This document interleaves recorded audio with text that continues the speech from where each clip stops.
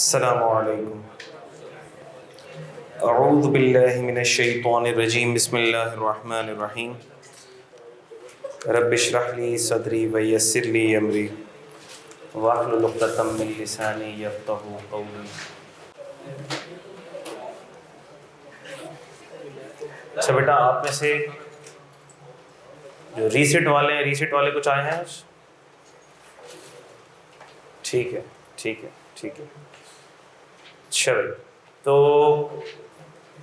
बस जो भी रीसेट वाले हैं, रीसेट वालों के लिए कुछ इंस्ट्रक्शंस ऐसी हैं कि जो फ्रेश स्टूडेंट्स हैं उनके लिए भी एप्लीकेबल हैं, ताकि वो अगली दफ़ा रीसेट ना बन जाए। ठीक है, तो इंशाल्लाह माशाल्लाह से सिर्फ काम नहीं चलता है, मेहनत करना पड़ती है उसके लिए।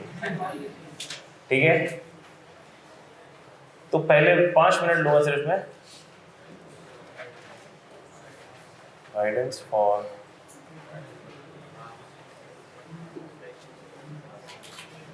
Reset students.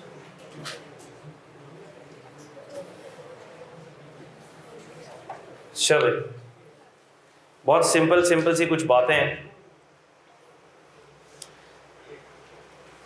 पहली बात तो ये कि पेपर रुक गया है जिसका, सब उसको भूल जाना है और आगे बढ़ना है। ठीक है, और अपने अंदर गुस्से की आग को लगाए रखना है। गुस्से की आग लगी होनी चाहिए। गम भुला दो, गुस्सा ना भुलाओ। सही है। गुस्सा इसलिए कि अब की अटेम्प्ट के अंदर इंशाल्लाह पास करना है। जितनी मेहनत की थी उससे जितनी ज़्यादा कर सकते हो, सिर्फ कितनी ज़्यादा, जितनी ज़्यादा कर सकते हो, जितनी तुम्हारे में हिम्मत है, जितनी इस्तिताअत है, जितनी अल्लाह पाक ने कैपेसिटी दी। और अल्लाह पाक ने इंसान को बहुत कैपेसिटी दी है। इंसान को खुद नहीं पता अल्लाह पाक ने उसको कितनी कैपेसिटी दी है। बहुत कैपेसिटी दी अल्लाह पाक ने। अशरफुल मखलूक़ात क्या दी अल्लाह ने, तमाम मखलूक़ात में सबसे अशरफ हैं आप, सबसे अफजल हैं आप। ठीक है, एक इंसान हिम्मत कर ले, इरादा कर ले, मेहनत कर ले, जुस्तजू कर ले, क्या नहीं कर सकता, क्या नहीं कर सकता। अल्लाह पाक ने इंसान को कितनी सलाहियत दी है, आपको अंदाज़ा नहीं। ठीक है, ऐसे ऐसे बच्चे 2-2 अटैम्प्ट से 3-3 अटैम्प्ट से पेपर नहीं निकलते, लेकिन इरादा कर लेते हैं, जुट जाते हैं, पागल हो जाते हैं, लग जाते हैं, 4-4 पेपर निकाल लेते हैं, 3-3 पेपर निकाल लेते हैं। नहीं निकाले होते पिछले अटैम्प्ट्स के अंदर, लेकिन निकाल लेते हैं। बात समझ आ रही है? अपने आप को कमज़ोर मत समझो, अपने आप को हल्का मत समझो। आप में अल्लाह पाक ने बड़ा पोटेंशियल रखा है। सही है, बस आपने जो गलतियाँ की हैं वो नहीं दोहरानी है। सर कैसे पता लगेगा गलतियाँ क्या की हैं? जब बच्चा फ़ेल होता है, कुछ बच्चे ऐसे होते हैं जो बिल्कुल ही आंखें बंद कर लेते हैं, हमें तो पता ही नहीं है क्यों फ़ेल हुए हम, क्या गलतियाँ की हमने। वरना एक मॉडरेट बच्चा भी, मॉडेस्ट बच्चा भी अपनी गलतियाँ पहचान लेता है। जितने बच्चों से बात हो रही है जिनके पेपर रुके हैं, वो ख़ुद अपनी गलतियाँ एक्सेप्ट कर रहे हैं। जैसे सर हमारी प्रैक्टिस में लैकिंग थी, हमसे टाइम मैनेज नहीं हो पाया, हमारी टाइम मैनेजमेंट पे हमने मेहनत नहीं की थी, हमने पेपर सिमुलेशन नहीं की थी, पेपर से पहले 1-2 अटेम्प्ट के पेपर्स खुद से सॉल्व नहीं किए थे, हमने मॉक्स भी नहीं दिए थे, हमने अच्छे से याद नहीं किया था, हम पेपर में पैनिक कर गए थे। तो बात यह है कि जिस बच्चे से बात हो रही है ना, वो अपने दुख दर्द खुद बयान कर रहा है। इसका मतलब you know where you went wrong. अच्छा, दूसरी बात, अगर किसी का पेपर रुका है, उसको लगता है कि मेरे तो कोई गलती नहीं थी, मेरा तो पेपर हटो बचो हो गया था, सही है, और रुक ही नहीं सकता, रुक ही नहीं सकता, तो उस बच्चे को मैं ये कहता हूँ कि भाई आप थोड़ा रिवाइज़ कर लो, पेपर को री अटैम्प्ट कर लो और मुझे चेक करा दो। भाई मैं देख के आपको फीडबैक दे दूँगा कि आपकी क्या गलती हुई होगी। अंदाज़ा हो जाएगा कि आपका पेपर पास वाला था या फेल वाला था। वो 2-3 सवाल चेक करके अंदाज़ा हो जाता है। सही है, ये मैं इसलिए कहता हूँ क्योंकि कोई करके लाता नहीं है। जिस दिन से बच्चे करके लाना शुरू हो गए, मैं कहना छोड़ दो शायद। ठीक है, खैर, तो बात ये है कि you have to be sincere with your own self. अपने आप से सिंसियर होना है। आपने अपना वक्त मोबाइल में बर्बाद नहीं करना है, अपना टाइम बर्बाद नहीं करना है। इंसान के लिए सबसे आसान है अपना टाइम बर्बाद करना। ठीक है, और आपको पता भी नहीं चलता कि आप कब अपना टाइम बर्बाद कर रहे होंगे, कितने घंटे आप बर्बाद कर देंगे, आपको नहीं पता चलेगा। ठीक है, डोंट डू दिस। आपका वक्त बहुत कीमती है, बहुत कीमती है आपका वक्त। और आपके पास इतना वक्त है कि आप आराम से 4 पेपर दो। जो बंदा 4 पेपर दे रहा है ना, मैं कह रहा हूँ वो भी आराम से दे सकता है 4 पेपर, अगर अपने टाइम को मैनेज कर ले। मसला ये है कि हमने अपने वक्त औकात को फजूलियात में इतना बर्बाद करना शुरू कर दिया कि हमसे 2 पेपर मैनेज नहीं हो रहे। यकीन करो तुम, वरना 4 पेपर देना कोई बड़ी बात नहीं है एक अच्छे पढ़ने वाले बच्चे के लिए। सीरियस बच्चे की बात कर रहा हूँ मैं, बात समझ आ रही है? तो अब करें क्या? कुछ भी नहीं करना है, फॉलो द बेसिक्स। कोई रॉकेट साइंस नहीं है, कोई तिगड़म नहीं लगानी है। 50 मार्क्स लेने हैं, 100 में से 50 मार्क्स लेने हैं। यानी कि तुम आधा पेपर भी ठीक करोगे टोटल का तो भी पास हो जाओगे, आधा पेपर। यानी 70, कोई बंदा 70 मार्क्स का पेपर भी अटेम्प्ट कर ले और वो 75% ठीक हो, पास हो गया। 70 मार्क्स का अटेम्प्ट कर ले और 75% ठीक हो, पास हो गया। तो क्या है सर? कुछ नहीं, फॉलो द बेसिक्स। कोई रॉकेट साइंस नहीं। इसको देख रहे हैं, उसको देख रहे हैं, परेशान हो रहे हैं, ये क्या कर रहा है, ये कौन सी किताबें पढ़ रहा है, ये तो हमने कभी ज़िंदगी में नहीं देखी।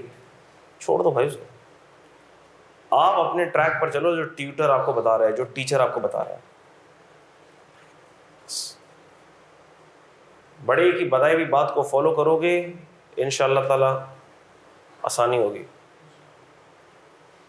इधर उधर लोगों से ना पूछो। इस बच्चे से पूछ रहे हैं तेरी क्या स्ट्रेटेजी थी, तेरी क्या स्ट्रेटेजी थी। जो बच्चा पास हो रहा है अपनी अलग कहानी सुना रहा है, और जो बच्चा फेल हो रहा है वो अपनी अलग कहानी सुना रहा है। सारी कहानियों को मिक्स करके, डिवाइड बाय 2 करके, एवरेज करके अपने ऊपर अप्लाई कर लिया आपने, एक नई कहानी ताकि वजूद में आ जाए अगली दफ़ा के लिए। तो हमने कहा भाई आप कोई स्टोरी राइटर थोड़ी हो, अपनी ज़िंदगी में आप मुख्तलिफ़ कहानियाँ लिखोगे। नहीं भाई, तजर्बे करने की ज़रूरत नहीं, तजर्बे। टीचर जो इतने बच्चों को फेस कर रहा है, इतने बच्चों को डील कर रहा है, हज़ारों बच्चों को पढ़ा चुका है, कई 100 सैकड़ों बच्चों के फेलियर्स देख चुका है, उनकी सक्सेस स्टोरीज देख चुका है। टीचर को सब पता है, टीचर को सब पता होता है क्यों फेल हो रहे हैं, पास होगा फेल होगा, सब पता है टीचर को। 80-85% चांस ही होता है, अगर टीचर को लग रहा है ये बच्चा पास होगा तो वो पास होता है। पता लग जाता है, ड्यूरिंग क्लासेज ही पता लग जाता है परफॉर्मेंस से। ठीक है, तो जैसे हम आपको बता रहे हैं बस आप वैसे चलें, उतना पढ़ लो, जितना बता रहे हैं उतना पढ़ लो, आपका पेपर पास हो जाएगा इंशाल्लाह। बात समझ आ रही है? टैक्स के पेपर में पासिंग मार्क्स लेना मुश्किल नहीं होगा आपके लिए। हाँ, लेकिन अगर इस पेपर को आपने प्रायोरिटी पे नहीं रखा, प्रायोरिटी से मुराद ये कि ऐसा ना हो कि दूसरे पेपर इतने मुश्किल थे सर, उनकी पढ़ाई के चक्कर में टिकैफ 2 को पढ़ने का टाइम ही नहीं मिला, यही पेपर रोकेगा फिर, यही पेपर रोकेगा फिर। इसको साथ साथ लेके चलना है। मुश्किल नहीं है, लेकिन इसका कंटेंट बहुत ज़्यादा है, कोर्स बहुत ज़्यादा है, कॉन्सेप्ट बहुत ज़्यादा है। मुश्किल नहीं है, टेक्निकल नहीं है, आपको बहुत ज़्यादा दिमाग नहीं लगाना पड़ेगा, आपको बहुत ज़्यादा रॉकेट साइंस सोचना नहीं पड़ेगा, लेकिन कवर सब करना पड़ेगा। कवरेज आपकी बहुत अच्छी होनी चाहिए। अगर आपकी कवरेज बहुत अच्छी है, इंशाल्लाह ये पेपर आपके काबू में आ जाएगा इंशाल्लाह, इसमें कोई दो राय नहीं है। कैफ 2 के पेपर में पासिंग मार्क्स निकालना मुश्किल नहीं है। अब कैफ 2 का पेपर किस वजह से कॉम्प्रोमाइज़ हुआ, दूसरे पेपर्स को तवज्जो देने की वजह से ये पेपर ओवरलुक हो गया, या आपने इसको तवज्जो नहीं दी कि ये तो निकल ही जाएगा इसलिए रुक गया, जो भी वजूहात थी, अब जो करो टीचर के साथ साथ टॉपिक करो।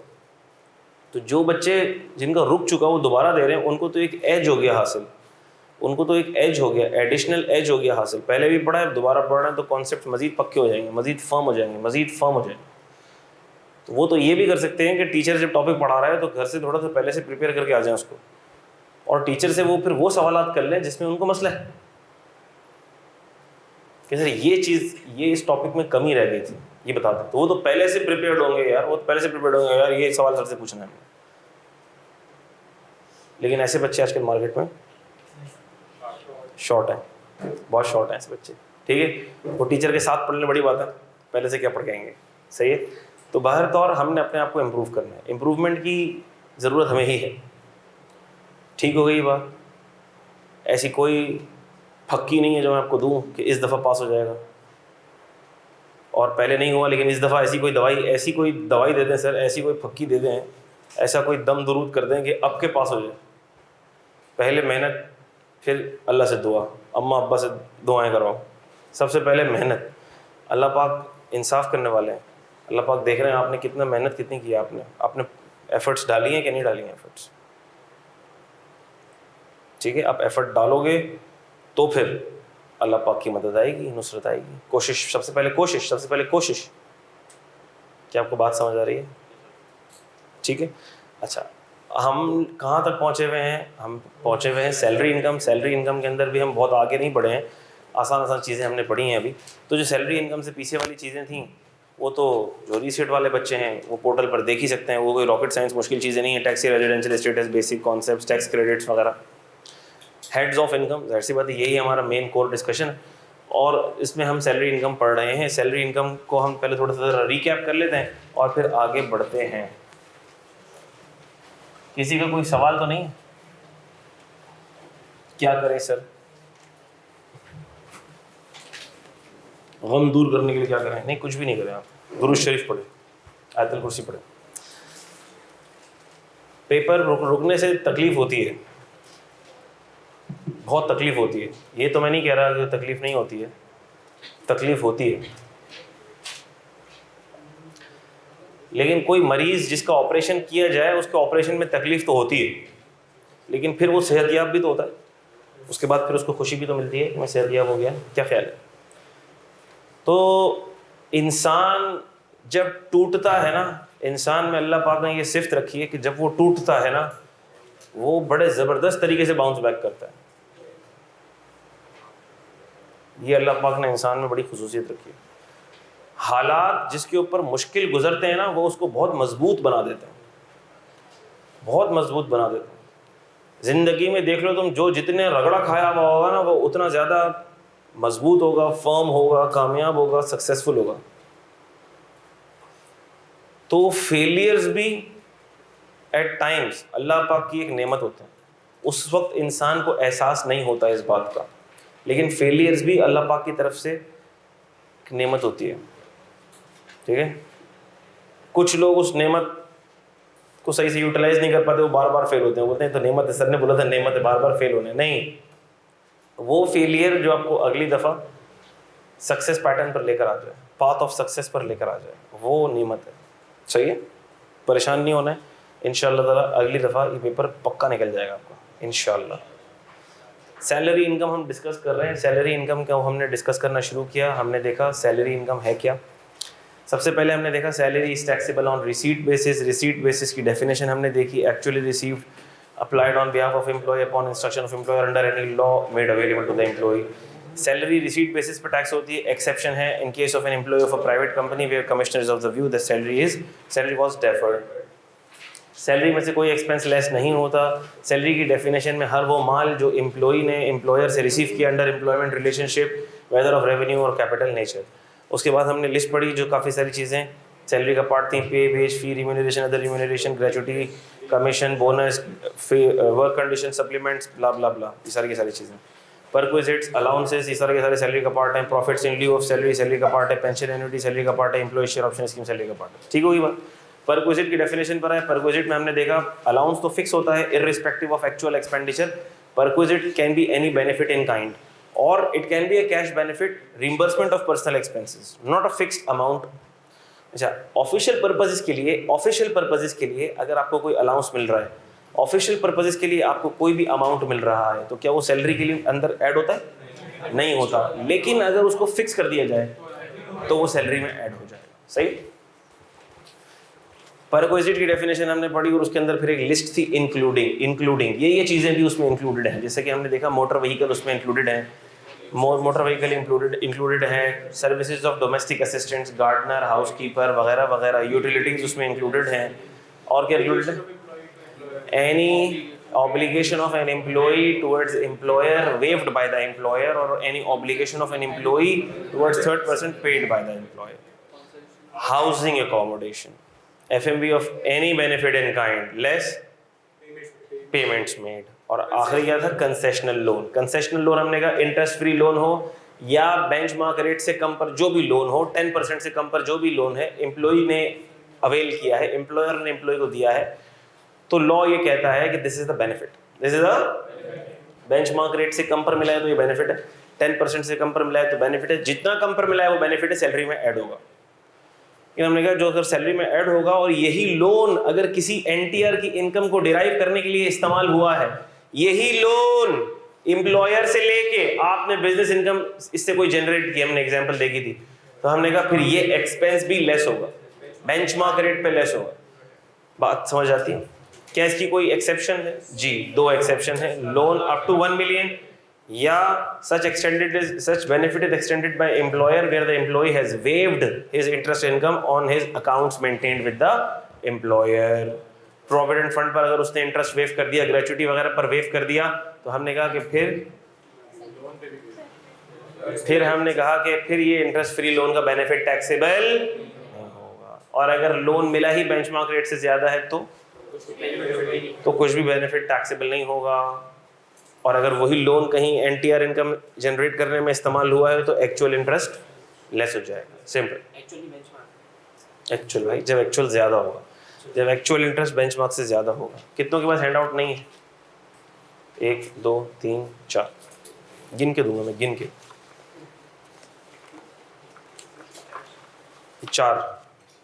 4 हैंड आउट्स हैं जिनको ज़रूरत है, सिर्फ उन तक ही पहुँचनी चाहिए। तुम्हारे पास क्यों नहीं भाई? है ना? तो अंगड़ाइयाँ ना लो ना, मुझे लगता है तुमने हाथ रेस किया है।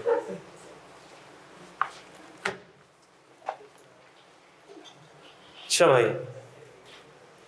फिर हम थोड़ा सा आगे बढ़े तो क्या था भाई? Profits in lieu of salary. Profits in lieu of salary हमने कहा एक तो रेगुलर सैलरी होती है जो आपने खून पसीना बहा के पैसे कमाए, मेहनत मजदूरी करके पैसे कमाए।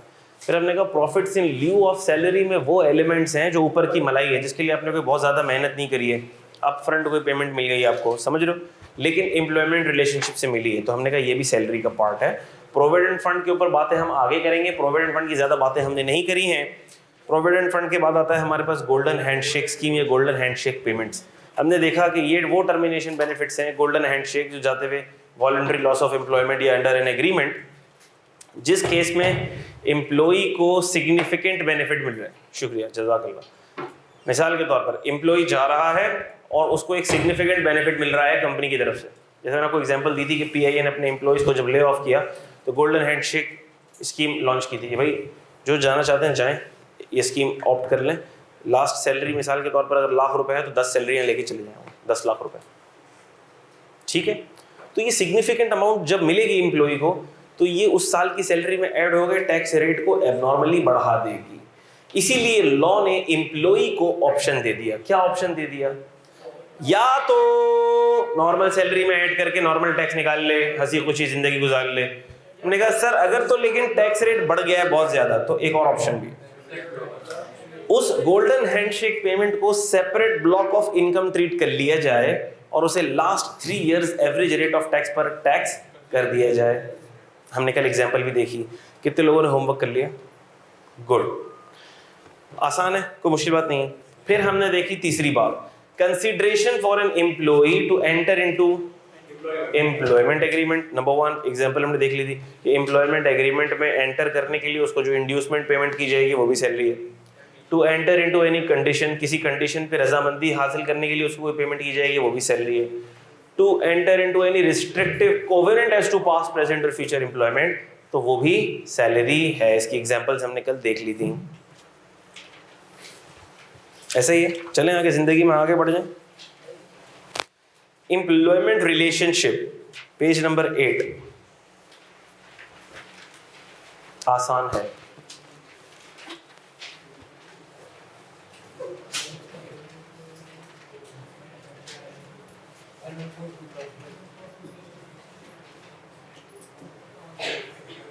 एम्प्लॉयमेंट रिलेशनशिप भी कह सकते हो, या हम ये जब हम ये पढ़ लेंगे, हम इसमें ये डिस्कस कर रहे हैं कि when an amount of perquisite is treated as received, यानी कि देखो इसमें हम क्या डिस्कस करने लगे, जरा देखना। अभी तो हम बोल रहे थे ना employment relationship, employment relationship, employment relationship. ये जो हम बात पढ़ेंगे ना, ये मजीद उस एम्प्लॉयमेंट रिलेशनशिप को क्लियर करेगा। क्या है एम्प्लॉयमेंट रिलेशनशिप? या मैं इसको दूसरे अल्फाज में ये कह दूं कि अगर एक अमाउंट रिसीव हुई है तो मैं कब कहूंगा कि ये एम्प्लॉयमेंट से रिसीव हुई है? रिसीव तो पढ़ लिया हमने, कब रिसीव हुई है ये तो पढ़ लिया हमने। इधर हम क्या पढ़ेंगे? ये कैसे पता लगेगा कि ये एम्प्लॉयमेंट से रिसीव हुई है, एम्प्लॉयमेंट रिलेशनशिप से रिसीव हुई है? इसका क्या टेस्ट है? चलो आओ देखते हैं। An amount or perquisite shall be treated as received by an employee from any employment, regardless of whether the amount or perquisite is paid or provided. इसको याद करना मुश्किल है, समझ लोगे तो ये याद ऑटो हो जाएगा, वैसे रटोगे तो मुश्किल लगता है। Regardless of whether the amount or perquisite is paid or provided by employee's employer, an associate of the employer, or by a third party under an arrangement with the employer or an associate of the employer. वैसे पढ़ते हो तो इसको याद करना मुश्किल लगता है, लेकिन अभी जब इसको समझेंगे तो आपको पता लगेगा कितना आसान पॉइंट है ये। अच्छा, हमने कहा कि सर अगर एक बेनिफिट एम्प्लॉयर दे रहा है और एम्प्लॉई को दे रहा है,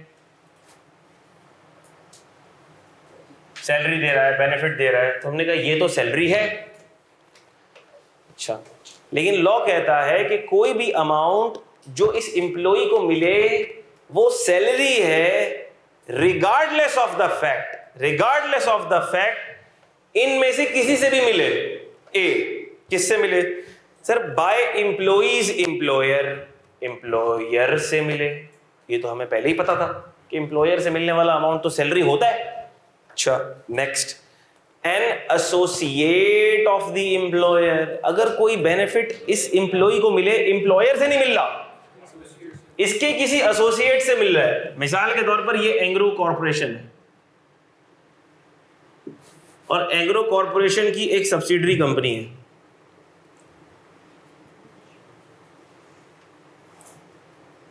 एंग्रो फर्टिलाइजर, सही है। इस दफा एंग्रो कॉर्पोरेशन ने ये डिसाइड किया कि हमारे एम्प्लॉयज की परफॉर्मेंस बहुत अच्छी रही, बहुत अच्छी रही, और उनकी परफॉर्मेंस से खुश होके हम उनको गिफ्ट देने लगे। क्या गिफ्ट देने लगे? हम उनको गिफ्ट देने लगे एंग्रो फर्टिलाइजर के शेयर्स। एंग्रो फर्टिलाइजर वाले कह रहे हैं कि हम अपने शेयर्स दे देंगे गिफ्ट में। सर इसको एंग्रो फर्टिलाइजर अपने शेयर क्यों दे रहा है? इसने बोला होगा ना ये अब्बू कंपनी है ना, ये पेरेंट कंपनी है, और ये क्या है? सब्सिडी। अब्बू ने बोल दिया बेटे को भाई आप शेयर दे दो, दे रहा है शेयर्स। तो क्या मैं ये बोल सकता हूं कि ये शेयर्स तो एंग्रो फर्टिलाइजर दे रहा है, ये कोई एम्प्लॉयर थोड़ी दे रहा है, ये सैलरी थोड़ी है? क्या मैं कह सकता हूं? नो, ये बेनिफिट मुझे क्यों मिल रहा है? कोई मैं रिश्तेदार लग रहा हूं इस कंपनी का? नहीं, मैं चूंकि एम्प्लॉई हूं, ये एम्प्लॉई चूंकि एम्प्लॉयमेंट सर्विसेज दे रहा है इस ग्रुप को, एंग्रो ग्रुप को, तो अगर एंग्रो कॉर्पोरेशन का, अगर इसका एम्प्लॉयर डायरेक्टली कोई बेनिफिट नहीं दे रहा, उसके एसोसिएट के थ्रू कोई बेनिफिट मिल रहा है, तो हम कहेंगे ये भी एम्प्लॉयमेंट रिलेशनशिप से ही मिला है और ये भी सैलरी का पार्ट बनेगा। Are you getting this? इसी तरह हो सकता है, मिसाल के तौर पर ऐसा हो सकता है कि इसकी कोई हॉस्पिटल इसकी सब्सिडरी हो। इसने कोई हॉस्पिटल खोला हुआ है एंग्रो वालों ने गरीबों के इलाज के लिए, मिसाल ले रहा हूं मैं, सब्सिडरी है, और एंग्रो कॉर्पोरेशन के एम्प्लॉइज इस हॉस्पिटल से मुफ्त में इलाज करवा सकते हैं। इलाज कहां हो रहा है? बेनिफिट कौन दे रहा है? हॉस्पिटल दे रहा है। बेनिफिट कौन दे रहा है? हॉस्पिटल दे रहा है। तो हम बोलेंगे भाई बेनिफिट तो हमें हॉस्पिटल दे रहा है ना, ये कोई सैलरी थोड़ी है। वो बेवकूफ बच्चों, ये एम्प्लॉयर का एसोसिएट है और एसोसिएट एम्प्लॉयर की इंस्ट्रक्शन पे बेनिफिट देगा ना। हम इस हॉस्पिटल के क्या लगते हैं? कुछ भी नहीं लगते भाई। हमारा तो एम्प्लॉयमेंट रिलेशनशिप है, इसीलिए हमें इस हॉस्पिटल से क्या मिल रहा है? बेनिफिट मिल रहा है। तो अगर बेनिफिट एम्प्लॉयर दे या एसोसिएट ऑफ द एम्प्लॉयर दे, this is your salary benefit. और by a third party under an arrangement, ना एम्प्लॉयर दे रहा है ना एसोसिएट ऑफ एन एम्प्लॉयर दे रहा है, कोई थर्ड पार्टी दे रही है under an arrangement with the employer.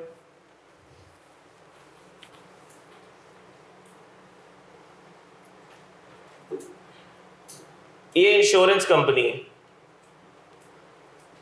Health insurance company है। कौन सी कंपनी है ये? हेल्थ इंश्योरेंस कंपनी है। क्या ऐसा हो सकता है कि एंग्रो कॉर्पोरेशन अपने एम्प्लॉइज, अपने सारे एम्प्लॉइज की हेल्थ इंश्योरेंस करवा ले? और जब भी हेल्थ इंश्योरेंस होती है तो इसमें होता यह है कि एम्प्लॉयर ने हेल्थ इंश्योरेंस वाले को क्या दे दिया? एम्प्लॉयर ने हेल्थ इंश्योरेंस वाले को दे दिया प्रीमियम, चार्जेस पे कर दिए कि भाई मेरे 200 एम्प्लॉइज हैं, मैंने आपको दे दिए 20 लाख रुपए। अब मेरे एम्प्लॉय की कभी भी तबीयत खराब होगी, कोई मसला होगा, आप इनको एक कार्ड बना के दे दो, इंश्योरेंस कार्ड, ये जिस भी हॉस्पिटल में चाहें जाएं और अपना इलाज करा लें, इनको कोई पैसे देने की जरूरत नहीं पड़ेगी।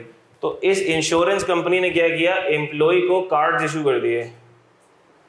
अब ये एम्प्लॉय जब भी बीमार होते हैं किसी हॉस्पिटल में जाते हैं, कार्ड दिखाते हैं, इनका इलाज हो जाता है। आपने पूछा भैया ये कार्ड तुम्हें किसने दिए? वो तो अल्लाह भला करे हेल्थ इंश्योरेंस कंपनी का जिसने हमें ये कार्ड दिए, वरना हमारे एम्प्लॉयर को तो कोई तौफीक ना हुई। ओ बेवकूफ आदमी, ये एम्प्लॉयर ने ही तो अरेंजमेंट करवाया है हेल्थ इंश्योरेंस के साथ, तो तुमको कार्ड मिले। इसका मतलब कि ये बेनिफिट तुमको मिल रहा है under an arrangement with the third party, under an arrangement by the employer with the third party, तो ये तुमको बेनिफिट मिल रहा है। तो क्या ये सैलरी होगा? यस, होना चाहिए, होना चाहिए। और ऐसा भी हो सकता है under an arrangement, under an, आखिर में देखो क्या लिखा हुआ है, under an arrangement with the employer और an associate of the employer. और ऐसा भी हो सकता है कि इंश्योरेंस, हेल्थ इंश्योरेंस कंपनी के साथ अरेंजमेंट एम्प्लॉयर नहीं कर रहा, अरेंजमेंट एम्प्लॉयर नहीं कर रहा। एम्प्लॉयर ने बोला मेरा हॉस्पिटल है, मेरा क्या है? हॉस्पिटल। वैसे तो सारे एम्प्लॉइज कहां से इलाज कराएंगे? हॉस्पिटल से, लेकिन कोई ऐसा ट्रीटमेंट भी हो सकता है कि हॉस्पिटल में ना होता हो मेरे, तो ए हॉस्पिटल मेरे जिस एम्प्लॉय का ट्रीटमेंट भी ना होता हो, तुम एक काम करना, तुम इस इंश्योरेंस कंपनी को अप्रोच करना, तुम इस इंश्योरेंस कंपनी को अप्रोच करना और इस इंश्योरेंस कंपनी को कहना कि मेरे एम्प्लॉय को कार्ड इशू कर दे। तो हमने कहा कि अब ये इंश्योरेंस कंपनी से कार्ड एम्प्लॉयर ने अरेंज नहीं करवाया, किसने अरेंज करवाया? उसके भी एसोसिएट ने अरेंज करवाया है, लेकिन किसकी इंस्ट्रक्शंस पे करवाया होगा? जाहिर सी बात है। और ये बेनिफिट मिली क्यों रहा है? एम्प्लॉयमेंट रिलेशनशिप की वजह से। तो क्या ये सैलरी है? ये भी सैलरी है।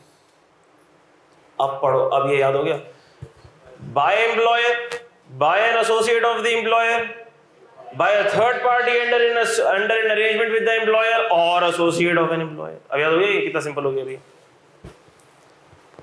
बी क्लियर है सबको? ये कोई मसला, कोई परेशानी? याद हो गया ये पॉइंट?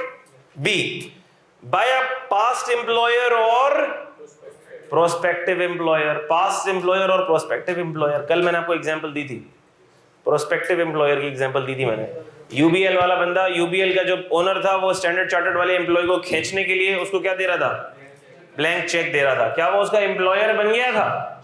अभी तो नहीं बना था, अभी एम्प्लॉयर नहीं बना था, प्रोस्पेक्टिव एम्प्लॉयर था, फ्यूचर एम्प्लॉयर था। लेकिन फ्यूचर एम्प्लॉयर ने भी जो चेक दिया, क्या वो सैलरी में चला गया? यस, ठीक है।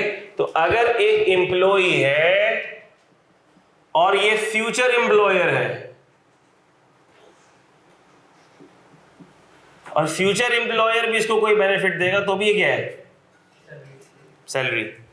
सर कोई पास्ट एम्प्लॉयर है,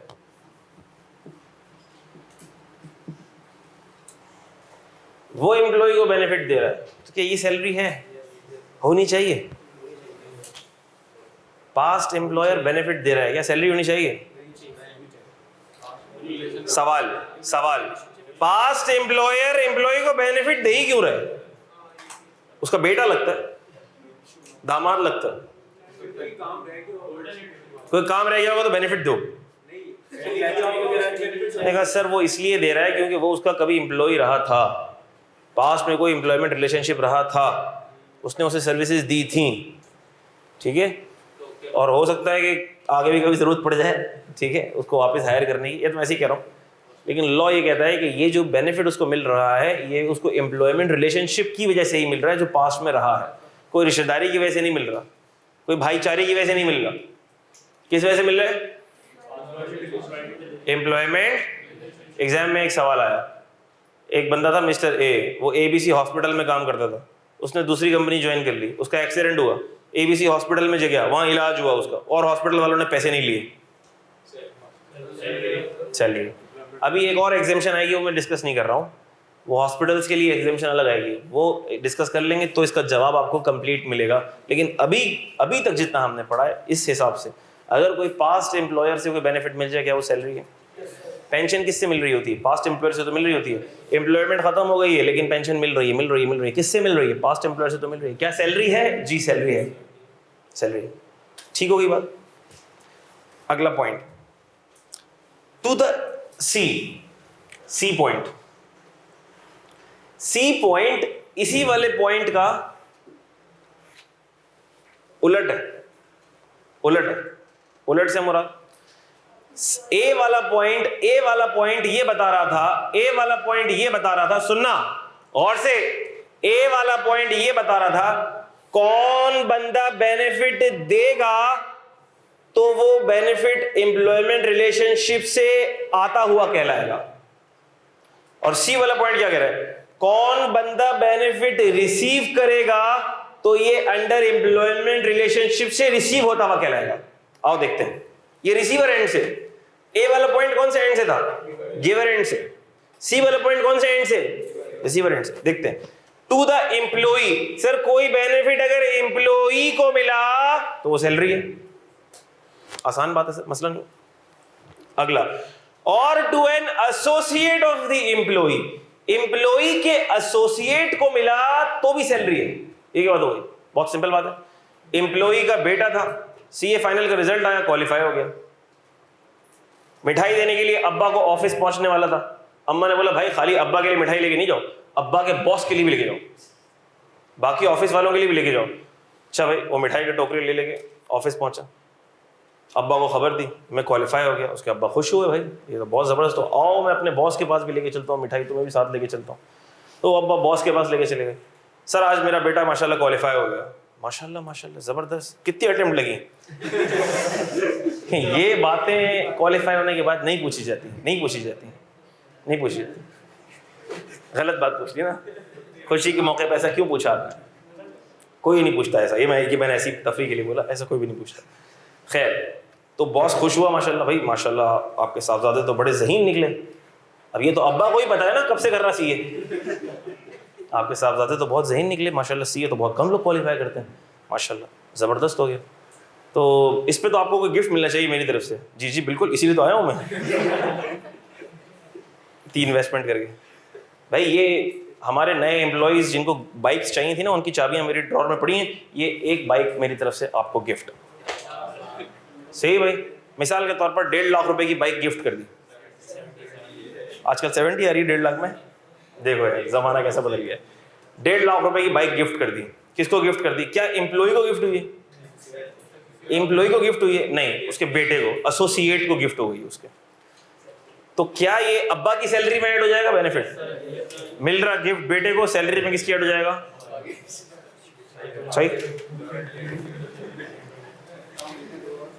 सही बात याद रहेंगी। To an associate of employee और to a third party under an arrangement agreement with the employee. जरा सुनना, ये एम्प्लॉयर है, ये एम्प्लॉई है, ठीक है, ये एचबीएल है। ऐसे ही मैं समझाने के लिए मिसालें बना रहा हूं तुम लोगों के लिए, ताकि तुम्हारे दिमाग में बैठ जाएंगे, वरना ये याद करना मुश्किल हो जाएगा। इसको लिख लो कहीं, बेवकूफ बच्चों। ये एम्प्लॉयर है, ये एम्प्लॉई है, कहानी वही चल रही है। बच्चे का सीए क्वालिफाई हुआ है, खुशी खुशी आया है, झूमता झामता मिठाइयाँ लेके। अच्छा भाई, तो अब्बा ले गए, ये सन है इसका जो पास हुआ है, तो अब्बा ले गए इसको किसके पास मिलाने के लिए? बॉस के पास। मिठाई दी, बच्चा पास हो गया, ज़बरदस्त, माशाल्लाह, मुबारक हो आपको। आप बताएं क्या मांगते हैं आप? क्या मांगते हैं आप? आज आपका बच्चा पास हुआ है, क्या मांगते हैं आप? उसने बोला भाई ये जो है ना, मैंने इस नालायक की पढ़ाई के ऊपर एचबीएल से लोन लिया था। कितना लोन लिया था आपने? इतनी अटेम्प्ट्स लग गई कि कर्जा चढ़ चुका है 3 लाख। तो आप एक काम करें, आप अगर कुछ देना ही चाह रहे हैं गिफ्ट, तो ये HBL को लोन रीपे कर दें 3 लाख का। To a third party under an agreement with the employee. Example समझ आ गई? अच्छा, आखिरी वाली भी समझ लो। और an associate of the employee, और an associate of the employ.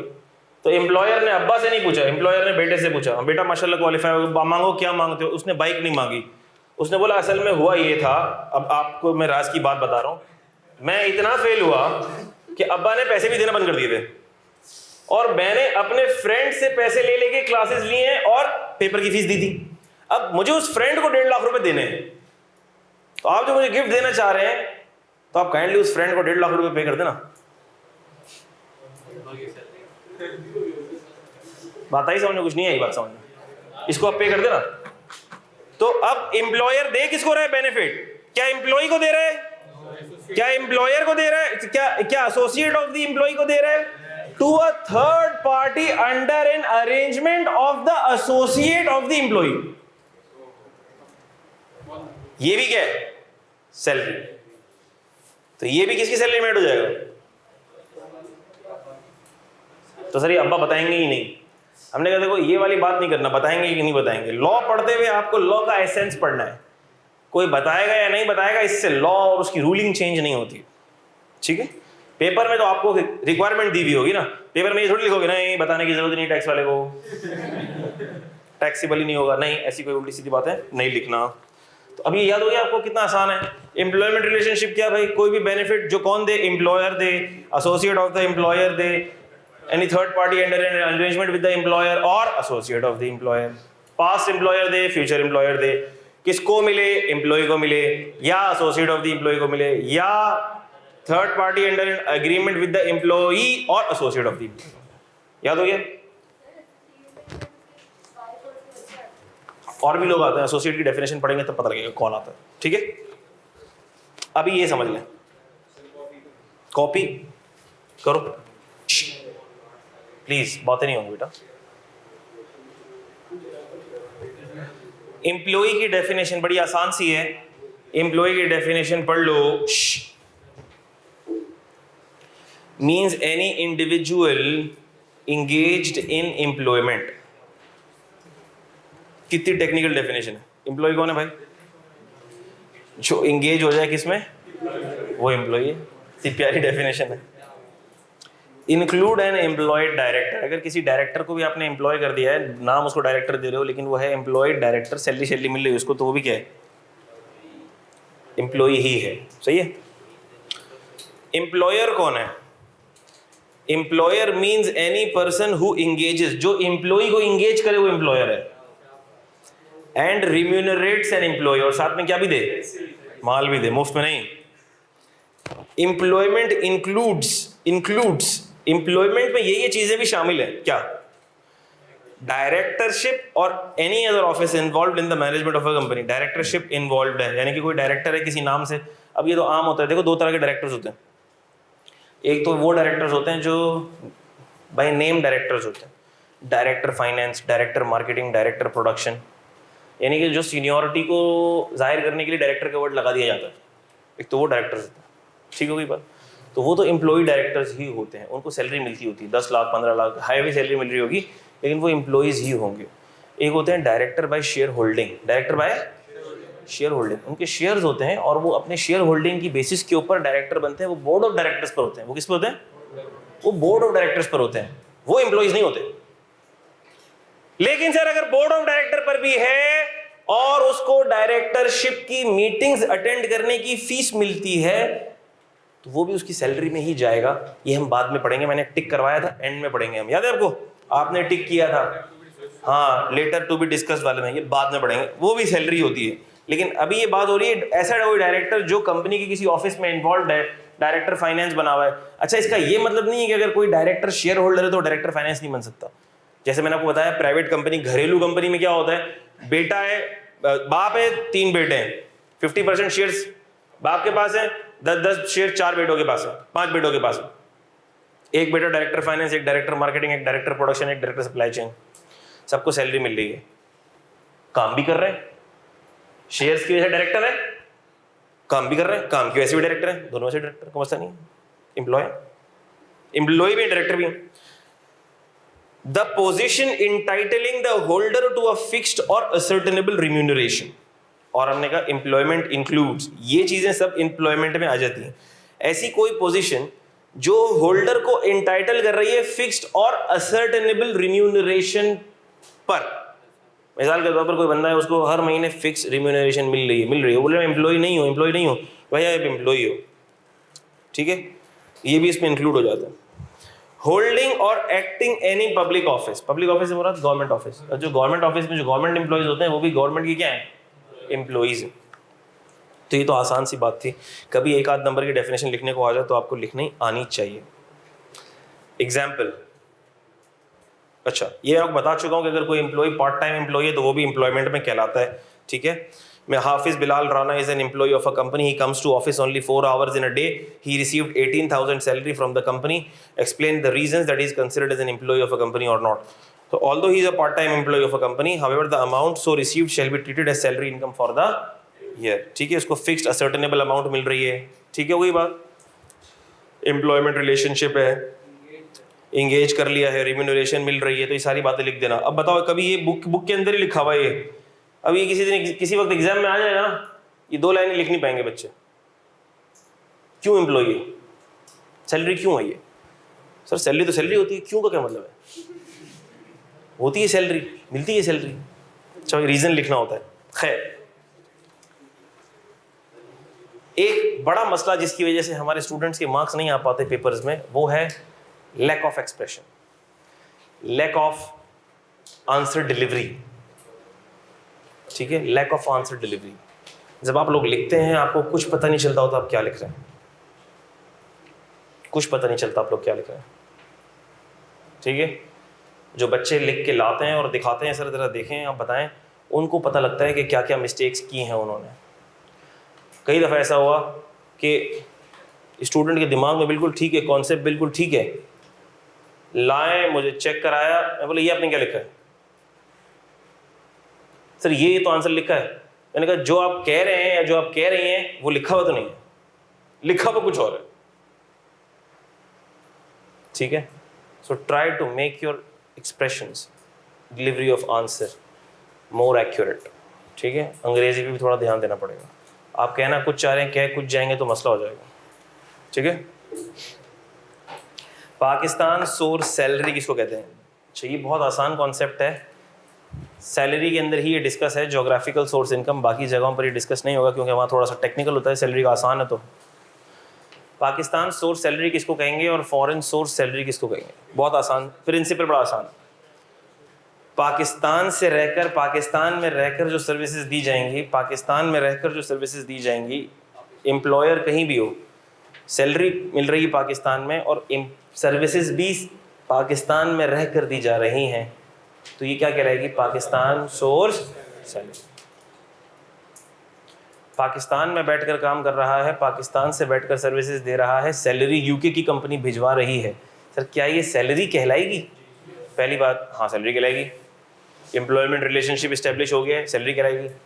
Sir ये सैलरी पाकिस्तान सोर्स कहलाएगी, फॉरेन सोर्स कहलाएगी, सर दे तो यूके वाला रहा है, दे तो यूएस की कंपनी रही है, पाकिस्तान सोर्स सैलरी कहलाएगी या फॉरेन सोर्स सैलरी कहलाएगी, पाकिस्तान सोर्स सैलरी कहलाएगी। Are you getting this?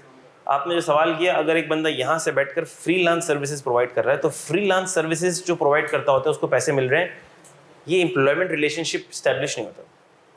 Freelance तो मतलब जो भी काम मिलेगा वो कर लेंगे आप, कभी $100 का भी मिलेगा, कभी 200 का भी मिलेगा, कभी 50 का भी मिलेगा, किसी महीने नहीं भी मिलेगा, तो वो इंटाइटलिंग अ फिक्स रिम्यूनरेशन वाली बात तो नहीं आती। नहीं, मैं एक सेकंड पहले ये वाली बात मैं कंप्लीट करूं। तो जो फ्रीलांस काम करते होते हैं, बाहर के क्लाइंट्स को सर्विसेज दे रहे होते हैं, ये उनकी जो इनकम होती है ये सैलरी नहीं है, ये फॉल करती है 154 कैपिटल ए में, एक्सपोर्ट ऑफ सर्विसेज में जाती है, ठीक है, एक्सपोर्ट ऑफ सर्विसेज में जाती है। क्या बेटा इसमें टैक्स लगता है बिल्कुल लगता है, एक्सपोर्ट ऑफ सर्विसेज में जाती है। सुनना, तो सर पाकिस्तान में बैठे हैं, ऑनलाइन मीटिंग अटेंड कर रहे हैं, इंटरनेट को इस्तेमाल करके सैलरी कमा रहे हैं। हमने कहा कोई मसला नहीं है, बैठे हुए तो कहाँ है पाकिस्तान, तो पाकिस्तान सोर्स सैलरी है। पढ़ लेते हैं। Salary received shall be Pakistan source income if received from any employment exercised in, Pakistan में एक्सरसाइज हो रही है, वो पाकिस्तान से बैठकर एम्प्लॉयमेंट को एक्सरसाइज कर रहा है। No matter wherever paid, कहीं भी पैसे मिले, कोई भी दे पैसे, कोई मसला उससे नहीं है। और दूसरी बात, paid by the government of Pakistan wherever the employment is exercised. लेकिन अगर कोई गवर्नमेंट ऑफ पाकिस्तान का एम्प्लॉय हो तो वो एम्प्लॉयमेंट कहीं भी एक्सरसाइज हो रही हो, सैलरी अगर गवर्नमेंट ऑफ पाकिस्तान दे रही है तो वो पाकिस्तान सोर्स सैलरी कहलाएगी। जैसे सफ़ीर होते हैं, पाकिस्तान का सफ़ीर यूएसए में बैठा हुआ है, यूएसए में पूरा साल गुजार रहा है, सैलरी कौन दे रहा है? पाकिस्तान से सैलरी जा रही है, तो वो सैलरी क्या कहलाएगी उसकी? Pakistan source salary. हमने कहा वो बंदा रेजिडेंट भी कहलाएगा क्योंकि गवर्नमेंट एम्प्लॉई है, और उसको गवर्नमेंट से जो सैलरी मिल रही है वो सैलरी भी कौन सी सोर्स कहलाएगी? Pakistan source salary. सिंपल बात है। अगला point, salary received in arrears. ये मैं रब करूंगा फिर हम आगे बात करेंगे। Salary received in arrears, interesting point है, गौर से सुनना इस पॉइंट को। दो कॉन्सेप्ट्स होते हैं, या तो पैसे आपको एरियर्स में मिल जाएं या एडवांस में मिल जाएं। क्या दोनों अल्फाज का मतलब एक है? दोनों अल्फाज का मतलब डिफरेंट है। एडवांस किसको बोलता है?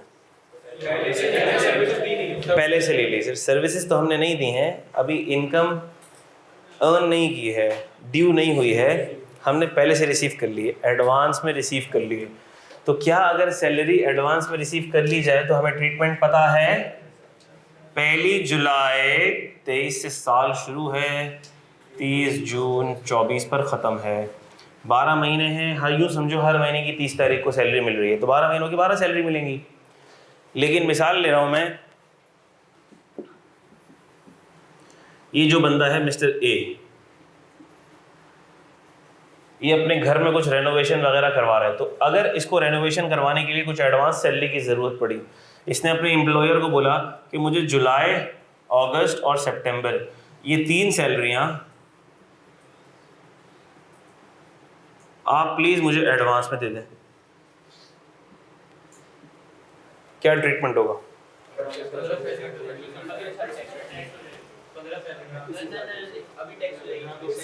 हाँ, ये वाली गलती नहीं करना तुम, ये तुमने बोला।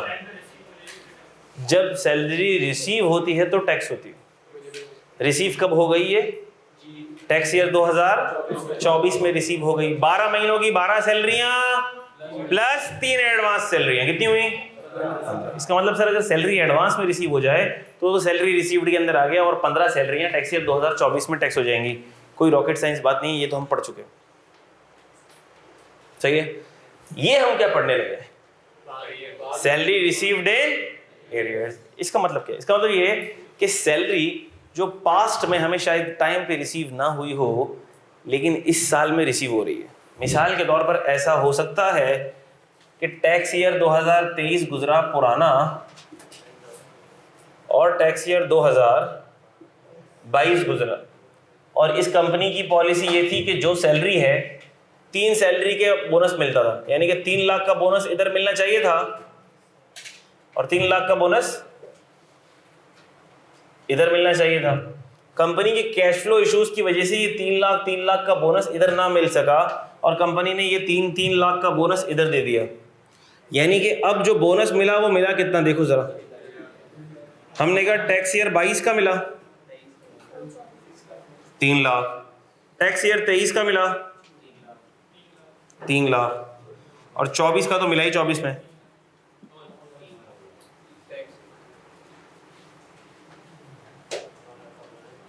ठीक है।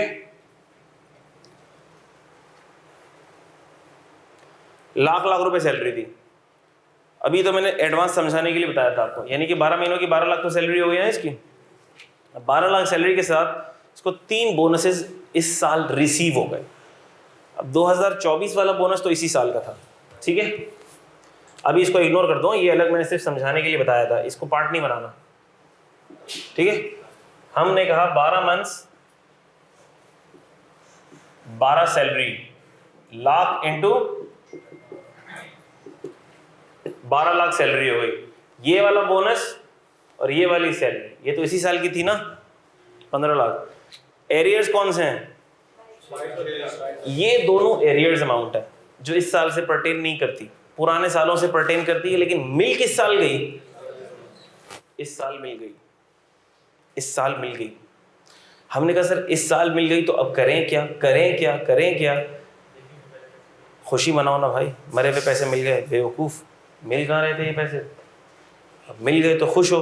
नहीं सर खुश तो हम हैं, खुश तो हैं, लेकिन मसला क्या हो गया कि ये जो 6 लाख एक्स्ट्रा मिले इसकी वजह से हमारा स्लैब रेट टैक्स का बहुत ऊपर चला गया, और वो इस साल हायर स्लैब रेट लग गया क्योंकि इस साल की सैलरी तो थी, उसके ऊपर ओवर एंड अबव ये भी लग गया। अगर ये 3-3 लाख हमें इन 2 सालों में मिलते तो ये 12 के साथ मिलके हो जाते 15, ये क्या हो जाते 15, ये भी क्या हो जाते 15। सर 15 लाख के ऊपर टैक्स 2022 के अंदर मिसाल के तौर पर 8% था, 23 पर 9% था, और अगर मैं इस 6 लाख रुपए को ऐड कर देता हूं, 15 + 6 कितने हो गए? 21 हो गए। अब सर 21 लाख के ऊपर मेरा टैक्स एवरेज बन रहा है, अभी मैं एवरेज की बात कर रहा हूं आसानी के लिए, समझाने के लिए, तो वो मेरा एवरेज रेट ऑफ टैक्स बन रहा है 20%। तो सर क्या ये अच्छा नहीं हो जाता कि ये पैसे मुझे पहले मिल जाते तो मैं उन्हीं सालों के अंदर इसको 12 के साथ ऐड करता, 8% पर टैक्स दे देता, 9% पर टैक्स दे देता। अभी ये मुझे एक साथ मिले, इस चक्कर में मेरा टैक्स रेट कितना पहुंच गया? 20%। हमने कहा बात तो आपकी सही, बात तो सही। तो इधर लॉ ने टैक्स पेयर को एक ऑप्शन दे दिया, आओ पढ़ते हैं। Where salary is paid to an employee in arrears, salary पे हुई है एम्प्लॉय को किसमें? एरियर्स में। एंड एज अ रिजल्ट, जिसकी वजह से, जिसके नतीजे में employee is chargeable at higher rate of tax, उस पर रेट ऑफ टैक्स क्या लग रहा है? हायर रेट लग रहा है। द एम्प्लॉय में, तो एम्प्लॉय अगर चाहे तो by notice in writing to the commissioner, वो कमिश्नर को राइटिंग में नोटिस लिख के दे सकता है, रिक्वेस्ट कर सकता है, elect for the amount to be taxed at the rates of tax that would have been applicable if the salary had been paid in the tax year in which the services were rendered। तो वो commissioner को application देके ये opt कर सकता है कि commissioner भाईजान प्लीज मेरे ये जो एरियर्स ऑफ सैलरी हैं इसे उसी रेट पर टैक्स करो कि अगर ये उसी रिस्पेक्टिव ईयर में मिलते तो किस रेट पे टैक्स होते, तो जिस रेट पे टैक्स होते आप प्लीज उसी रेट पर टैक्स कर दो। जी बेटा।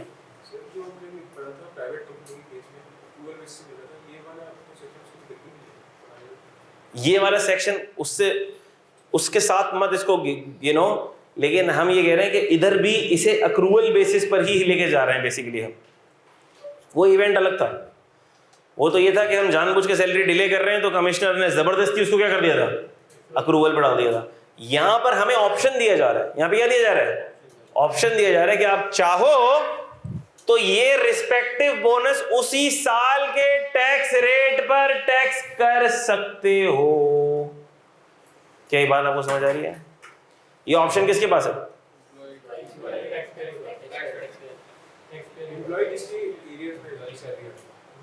ये एम्प्लॉई के पास ऑप्शन है, टैक्स पेयर के पास ऑप्शन है। अच्छा, ऐसी जितनी भी चीजें होती हैं, एक और बड़ी इंपॉर्टेंट बात बता रहा हूँ काम की, ऐसी जितनी भी चीजें होती हैं, जैसे हमने गोल्डन हैंडशेक पढ़ा, अच्छा ये सेपरेट ब्लॉक नहीं है, गोल्डन हैंडशेक सेपरेट ब्लॉक था, ये सेपरेट ब्लॉक ऑफ इनकम नहीं है, ये हम देखेंगे क्या है कैसे होता है, इसकी वर्किंग करेंगे भी। लेकिन अब मैं गोल्डन हैंडशेक पे मैं एक बात बताना मेरे जहन से निकल गया था, अभी बताओ। गोल्डन हैंडशेक स्कीम में हमने कहा 2 ऑप्शंस थे।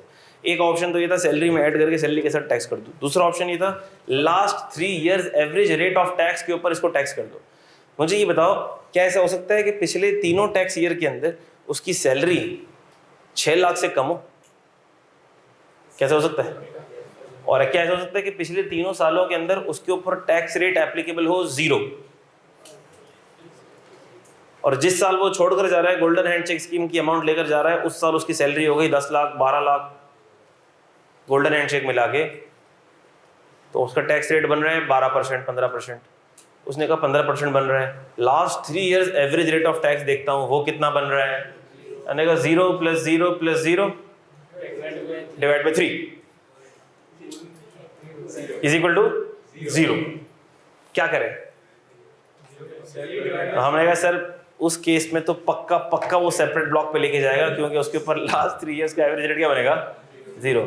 अभी कभी एग्जाम में सवाल आएगा ना, सारे बच्चे बोलेंगे कि नहीं सर इसी साल की कैलकुलेशन में हमने कर लिया क्योंकि एग्जामिनर से गलती हो गई थी, उसने 0 दे दिया था। मतलब दिया नहीं था, अब देगा तुम्हारे गलत करने पर। बात समझ आई? तो कभी ऐसा होगा, वो लास्ट 3 इयर्स का एवरेज रेट ऑफ टैक्स 0 होगा और सेपरेट ब्लॉक ऑफ इनकम पर आपका टैक्स भी 0 आपको बनाना चाहिए, लेकिन आप कंफ्यूज हो जाओगे, अरे 0 सर ने तो नहीं बताया था 0 भी आ सकता है। It could be 0। Are you getting this?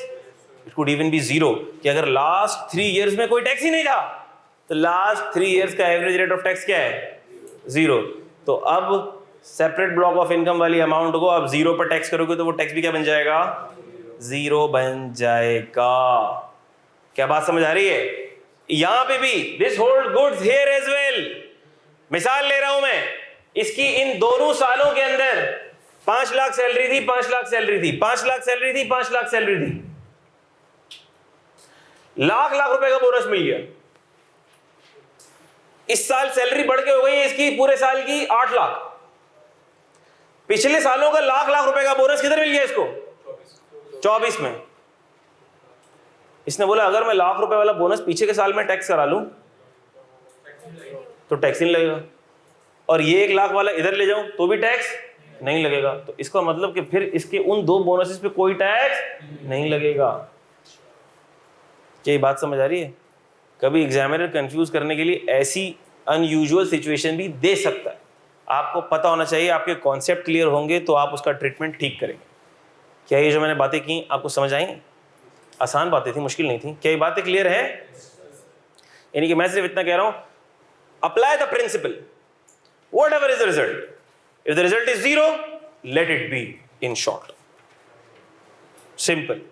Is this crystal clear? अच्छा, पढ़ लो इसको पूरा, फिर से रिपीट कर रहा हूं मैं। Where salary is paid to an employee in arrears and as a result, जिसके नतीजे में हुआ क्या? Employee is chargeable at higher rate of tax, employee पर लगने वाले टैक्स का रेट बढ़ गया। एम्प्लॉय चाहे तो by notice in writing to the commissioner को राइटिंग में नोटिस लिख के कह सकता है, इलेक्ट कर सकता है। क्या इलेक्ट कर सकता है? प्लीज वही टैक्स रेट अप्लाई रखिएगा, वही टैक्स रेट अप्लाई कीजिएगा।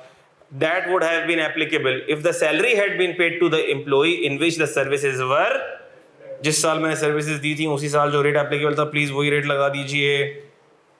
इट मीन, जिसका मतलब ये है salary is taxable on receipt basis, की सैलरी टैक्सेबल तो रिसीट बेस पे होती है, लेकिन arrears of salary may be taxed on, option है कि अगर एरियर्स मिले हैं तो वो अक्रूवल बेसिस पर टैक्स करवा सकता है। At the option of taxpayer by a notice in writing to the commissioner on or before the due date for filing of return of income। क्या ये बात आसान है? समझ आ गई है आपको? क्लियर है ये वाली बात?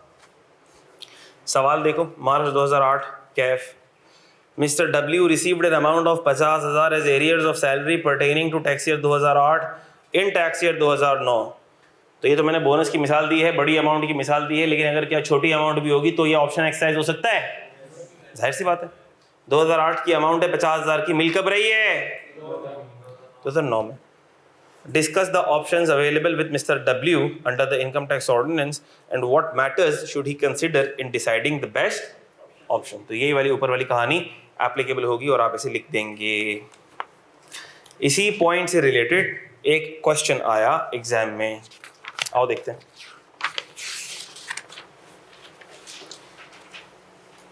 कहाँ है वो क्वेश्चन? पेज नंबर 22 पे आओ।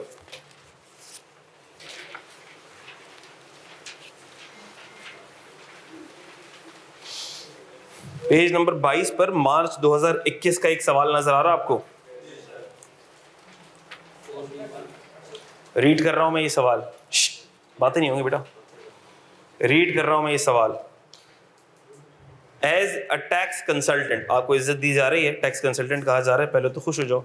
As a tax consultant advise doctor Jamal, doctor Jamal को एडवाइस करो about the amount of income tax payable by him, कि उनको क्या अमाउंट ऑफ इनकम टैक्स पे करना है for the tax year 20X2 2002 में।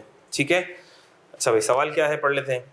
On 31 December 2001 doctor Jamal resigned from his employment with general hospital limited, general hospital से resign कर दिया।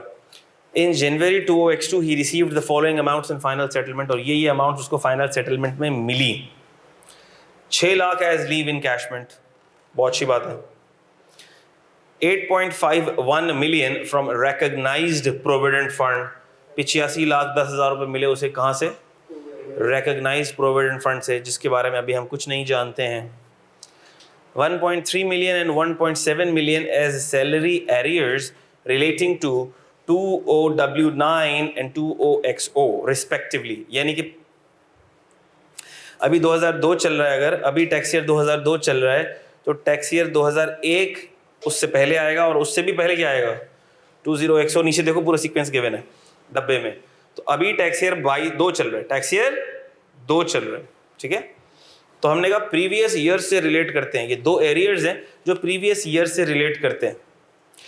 Doctor Jamal had received a monthly salary of 5 lakh from July 2001 to December 2001। उसको salary क्या मिल रही थी? 5 लाख रुपए, 6 महीने मिलेगी, फिर उसकी टर्मिनेट हो जाएगी एम्प्लॉयमेंट, ठीक है।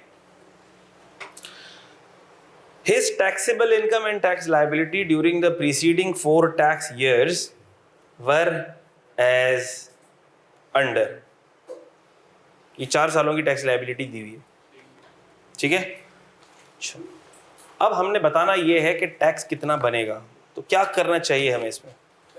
कुछ सोचो, पहले इसको देख के सोचो क्या करना चाहिए हमें इसमें।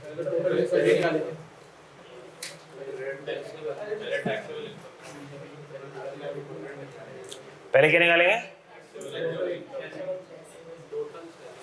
सबसे पहले इसके अंदर भी हमने दो ऑप्शंस वर्कआउट करने हैं। देखो जिधर भी ऑप्शन है ना टैक्स पेयर के पास, सोचो, पहले थोड़ा सोचो इस सवाल को अटेम्प्ट करने से पहले हमेशा सोचो। ये सवाल हमारी अटेम्प्ट में आ गया तो हम क्या करेंगे? सबसे पहले देखो आपने ये पिक करना है कि ये सवाल कौन सा है, गोल्डन हैंडशेक वाला है सवाल ये वाला। ऐसे डब्बे पिछले सालों वाले आते हैं तो बच्चे समझते हैं गोल्डन हैंडशेक वाले सवाल होगा सर, क्योंकि पिछले सालों का डब्बा तो गोल्डन हैंडशेक में ही दिया जाता है। मैंने कहा आप बेवकूफ़ हो, इसलिए आपको हर चीज़ गोल्डन हैंडशेक लगती है।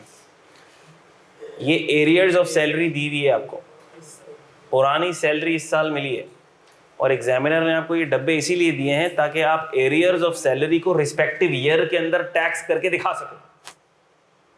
तो अब आपको 2 वर्किंग्स करनी है। पहली वर्किंग, करंट ईयर के अंदर सारे पैसे ले लो और टैक्स निकाल के दिखा दो, ऑप्शन नंबर 1। ऑप्शन नंबर 2, जो एरियर्स मिले हैं उसको इस साल की टैक्सेबल इनकम में शामिल ना करो,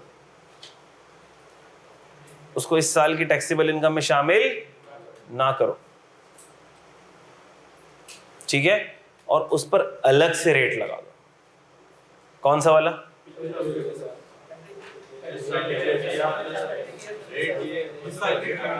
जिस साल की इनकम, उसी साल की इनकम में इसको ऐड करो। हम कह रहे हैं सेपरेट ब्लॉक नहीं बना, सेपरेट ब्लॉक नहीं बना, ये जिस साल की इनकम है उसी साल की टैक्सेबल इनकम में क्या हो गया, ये ऐड हो गया। जिस साल की टैक्सेबल इनकम है उसको उसी साल की टैक्सेबल इनकम में ऐड करो और रिवाइज्ड लायबिलिटी निकाल लो। देखो अगर मैं इसकी प्लानिंग करूं, गौर से देखना, गौर से देखना, अगर मैं इस सवाल की, पहले तो मैंने आपको बताया कि कोई भी ऐसा सवाल आया करे सोचने वाला, उस पर सोचा करो और उसकी प्लानिंग कर लिया करो। इस सवाल की अगर मैं प्लानिंग करूं तो कैसे करूंगा मैं कहूंगा कि 2 ऑप्शन है, ऑप्शन नंबर 1 और ऑप्शन नंबर, ठीक है, ऑप्शन नंबर 2। ऑप्शन नंबर 1 तो बड़ा सिंपल है। क्या सिंपल है option number 1? All amounts taxable under salary. क्या ये वर्किंग मुश्किल है? सारी अमाउंट्स को आप ऐड करो, सैलरी का रेट लगा के वर्किंग कर लो। अच्छा, अभी के लिए मैं ये बता रहा हूँ, ये जो रिकॉग्नाइज्ड प्रोविडेंट फंड का अमाउंट लिखा हुआ है ये टैक्सेबल नहीं होगा, एग्जेम्प्ट होगा। क्यों होगा एग्जेम्प्ट? जब हम प्रोविडेंट फंड पढ़ेंगे तो पता लगेगा, अभी तो नहीं पता लगेगा हमें। लेकिन अभी की वर्किंग के लिए आप इसको टैक्सेबल नहीं करोगे, सही है। टैक्सेबल इनकम के अंदर ये टैक्स, ये एग्जेम्प्ट इनकम है, एग्जेम्प्ट इनकम है, एग्जेम्प्ट इनकम है। ये रिकॉग्नाइज्ड प्रोविडेंट फंड आप यूं समझ लो, अभी के लिए यूं समझ लो कि क्या है, एग्जेम्प्ट है। इसके ऊपर टैक्स आपको कैलकुलेट नहीं करना, ये टैक्सेबल इनकम का पार्ट नहीं बनेगा। तो मैं अगर इस साल की इनकम निकालना चाहूं तो मैं सिंपल क्या करूंगा, 6 लाख रुपए की लीव इनकैशमेंट लूंगा, रिकॉग्नाइज्ड प्रोविडेंट फंड को टैक्स नहीं करूंगा, 13 लाख को ऐड करूंगा, 17 लाख को ऐड करूंगा, और इस साल मिलने वाली 6 सैलरीज 5 लाख जुलाई से दिसंबर 30 लाख, इन सबको ऐड करूंगा, टैक्सेबल इनकम निकल गई, सैलरी का रेट लगाया, टैक्स लायबिलिटी निकल गई। क्या ये ऑप्शन नंबर 1 सबको क्लियर है? सिंपल है। अब मैं एक सिंपल बात कहता हूँ, एक बंदा जिसको क्लिक नहीं भी किया, arrears of salary, arrears of salary वाली बात किसी को क्लिक नहीं भी की, तो कम से कम क्या वो ये वर्किंग कर सकता है? क्या 7 में से कुछ नहीं तो 2-2.5 नंबर मिल जाएंगे उसको?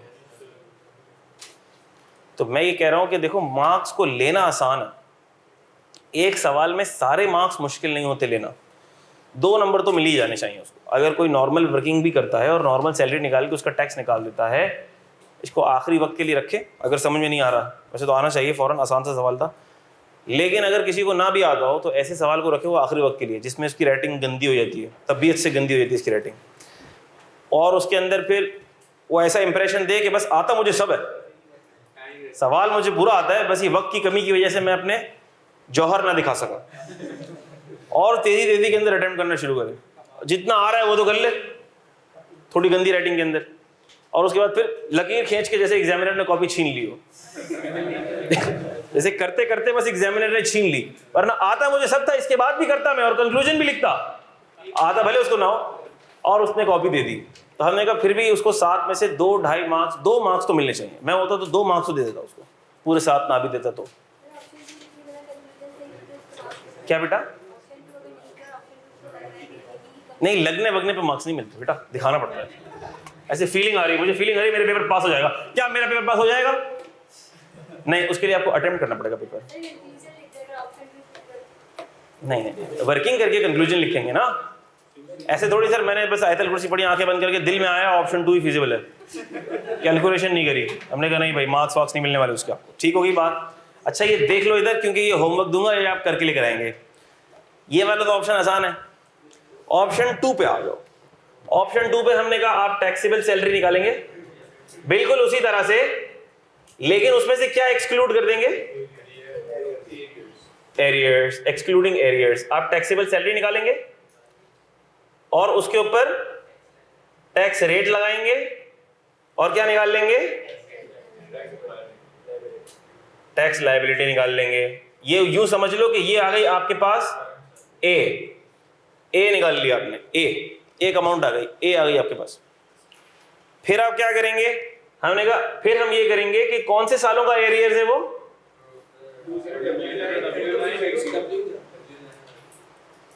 20 कहां चला गया? 20W9 and 20X0। हमने कहा उसकी टैक्सेबल इनकम गिवन है, गिवन है ना? बता दो क्या हो गया भाई? 32 लाख, 3.2 मिलियन और 3.8 मिलियन। उसमें ये एरियर्स ऐड करो, कितने एरियर्स हैं? 20W9 के कितने? 1. ये क्या बन जाएगा? और ये क्या बन जाएगा? ये बन जाएगा 5.5। बन गया। इस पर रेट अप्लाई करो, कौन से वाले? जो तुम्हारे पास स्लैब रेट्स हैं वही अप्लाई कर दो, जाहिर सी बात है, और तो कोई रेट्स गिवन नहीं है, वही अप्लाई कर दो। जो स्लैब रेट का पर्चा है वही स्लैब रेट अप्लाई कर दो। भाई आप इस साल के हिसाब से करें ना मेरा बच्चा, आप इस साल के हिसाब से करें। आप ये अज्यूम करेंगे यही रेट चल रहे, ये वाले रेट चल रहे। एवरेज रेट पे नहीं, एवरेज रेट पे टैक्स थोड़ी होगा, स्लैब रेट पर, प्रीवेलिंग स्लैब रेट पे टैक्स होगा, प्रीवेलिंग स्लैब रेट पे टैक्स होगा। ठीक है, जो उस साल का स्लैब रेट होगा उसी साल के स्लैब रेट के हिसाब से टैक्स होगा, एवरेज रेट टैक्स नहीं होगा। सही है? तो आपने क्या किया, रिवाइज्ड टैक्सेबल इनकम निकाल ली। फिर आप इस रिवाइज्ड टैक्सेबल इनकम पर क्या निकालो, रिवाइज्ड टैक्स लायबिलिटी निकालो। मिसाल ले रहा हूं, वो रिवाइज टैक्स लायबिलिटी आ गई आपके पास। अभी कितनी है 20W9 की टोटल टैक्स 480, और रिवाइज टैक्स लायबिलिटी आपने इसकी भी निकाली और वो आ गई 395। ठीक है, आप इस रिवाइज्ड टैक्स लायबिलिटी में से लेस करो ओल्ड टैक्स लायबिलिटी। कितनी है? आपके पास आ जाएगी इंक्रीमेंटल टैक्स लायबिलिटी, आ जाएगी। कितनी आ गई, मिसाल ले रहा हूं मैं, 75,500, और इसका भी ओल्ड लेस करो 3 लाख। इंक्रीमेंटल कितनी आ गई, 95,000। और मिसाल के तौर पर ये वाली निकली थी टैक्स लायबिलिटी आपके पास, मिसाल ले रहा हूं मैं 4 लाख। ये कहलाएगी बी, ये कहलाएगी अमाउंट सी। और इसकी टैक्स लायबिलिटी आपके पास निकली थी 650। ये वाले ऑप्शन की टैक्स लायबिलिटी कितनी निकली थी, 650। इस वाले ऑप्शन में क्या किया, इस वाले ऑप्शन में आपने ये किया कि करंट ईयर की जो सैलरी है विदाउट एरियर्स, उसके ऊपर आपने टैक्स निकाल लिया। कितना आया, पुराने वाले अमाउंट को आपने पुराने वाले सालों की टैक्सेबल इनकम में ऐड किया और आपने रिवाइज टैक्स निकाला, एज इफ कि वो उसी साल में टैक्स हो रही है, एज इफ कि वो उसी साल में क्या हो रही है, टैक्स हो रही है। आपने रिवाइज टैक्स निकाल लिया। सर ये रिवाइज टैक्स देना पड़ेगा ना? हमने कहा ए बेवकूफ बच्चे, रिवाइज टैक्स देना नहीं पड़ेगा, आप पहले दे भी चुके हो। कितना, 4,04,500। तो मजीद कितना देना पड़ेगा, 75,500 मजीद देना पड़ेगा। और दूसरे साल में भी आप कुछ पहले ही दे चुके हो, कितना, 3 लाख। मजीद कितना देना पड़ेगा, 95,500। तो अब टोटल कितना मिला के देना पड़ेगा, इस साल वाला, ये वाला और ये वाला, इन तीनों को ऐड करो, ए बी सी। तो हमने कहा सर ये ए प्लस बी प्लस सी कितना हुआ,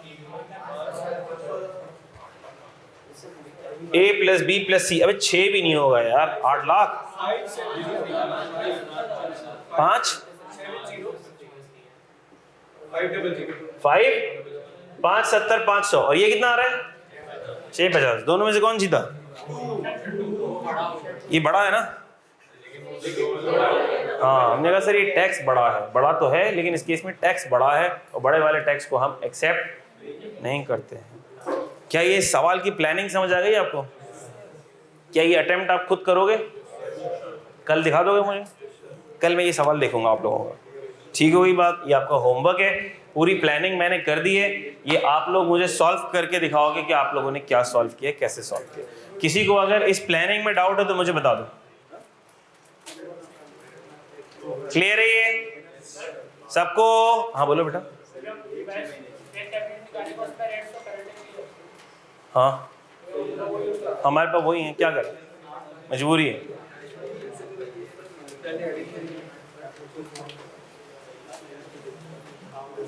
ठीक हो गई बात? चलो बच्चों, कल मुलाकात होगी। थैंक यू सो मच, अल्लाह हाफिज। कल हमारी क्लास का टाइम कितना क्या है, 11:15, 11:15 बजे कल क्लास होगी। Thank you, Allah Hafiz.